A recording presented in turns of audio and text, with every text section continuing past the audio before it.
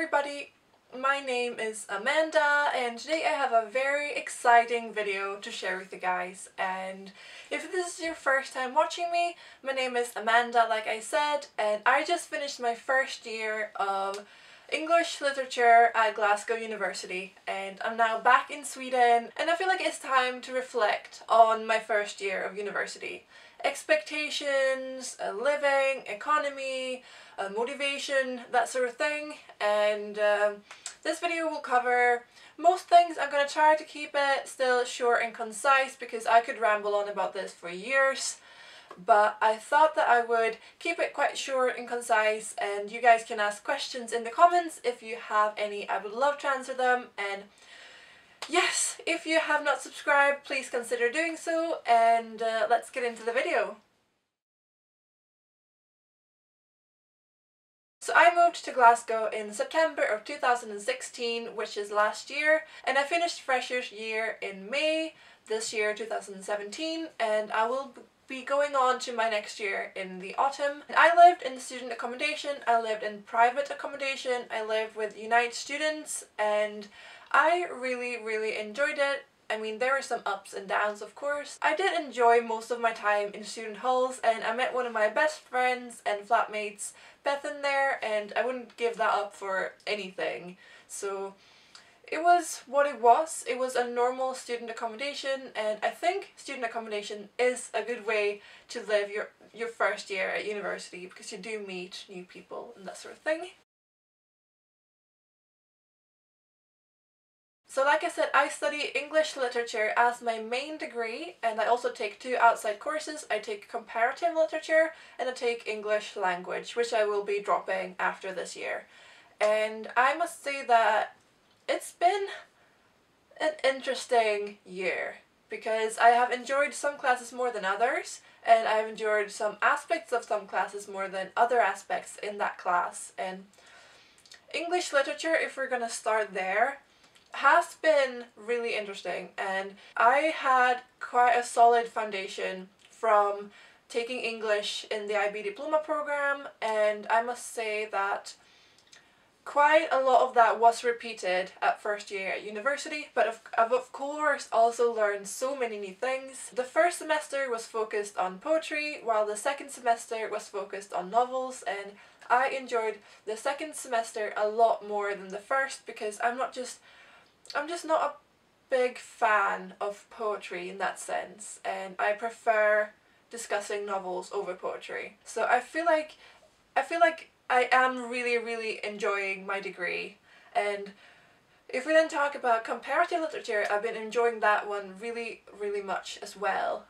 We talked about male heroes in the first semester and female heroes in the second semester, and we have been reading some really interesting texts, some 5-star books for me that I've really enjoyed. And it's interesting where you get to read books from all over Europe as it is. That's what I've been enjoying a lot with that course. And then English language has been some parts really interesting, like semantics, like stylistics, but then you have the more or the less interesting topics like grammar, like phonetics, like pragmatics and that sort of thing that I haven't been enjoying as much. But it has been a good subject to build a foundation for my other subjects, so I was glad that I took it, but at the same time I didn't enjoy it as much. Moving abroad in general was just the best decision I've made in my entire life, and the expectations I came in with have definitely been met, and it is so amazing to live in a larger city because I come from quite a small city, and moving to Glasgow, which is definitely a larger city, has been just the most amazing experience. The whole idea of moving abroad I would recommend to anyone who has the chance because it is so amazing. I love it. When you move abroad though, there are things to consider, there are more things to think about, and you are forced to take a lot more responsibility for yourself, and things can be more complicated, like applying for jobs. but it's also really, really rewarding, I think. So there's a lot of things to consider, but I have really never regretted my decision ever.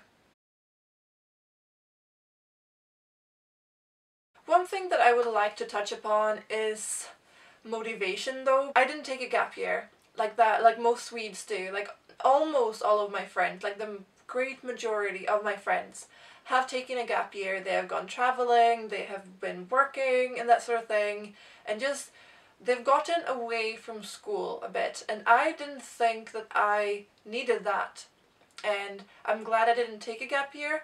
But at the same time, I did feel my motivation really, really running low at the end of the second semester, and I've never really felt that before. I've really always been really motivated to just get the work done. I've really enjoyed everything that I have done this far, but the motivation to work, to study, have just dwindled away for some reason, and I'm so glad that it's summer now so I can just kind of recharge. But it was a real struggle there the last couple of weeks during the second semester, and I did skip out on a few lectures that I had to then revise again and again because I wasn't there. Everything just becomes quite a big hassle when you lose your motivation. While I'm happy that I didn't take a gap year, I did take the consequences for it in the second semester, because I feel like my life this far has been just school, school and school all the time. And I enjoy it, I still do, but I'm also happy that the first year of university hasn't really been putting that much pressure on us. We only need to barely pass in order to progress to the next year. And because of that, I have been able to focus more on the social aspects of the university experience, and I feel like now I have had this year where I haven't put in as much effort as I maybe should have, that I maybe could have done, but at the same time I feel like after the summer I will be more ready to work hard for the second year, where I do need to have better grades. The last thing I want to touch upon is friends and making friends, and there has been times where I was like, I have no friends, I don't know what I'm gonna do with my life, I feel so lonely. But that was just like really low points, like a few, 2 or 3 times over the course of the entire year, because I did not have a hard time making friends in the beginning, because there's so many people that you meet every day and they're all really friendly. You just have to find people who you communicate well with, that you can get along with really well. And the thing that I've been struggling with, I guess, is that you come from high school where you spend every hour of the school day together with your friends, and you're with them all the time. You eat together, you study together, you go to classes together. But then in university, you only meet people at lectures, and that is like 5 minutes to talk before the lecture and 5 minutes after. So you're not bundled up together all the time, and you have to put in a lot of effort to get your really deep friendships.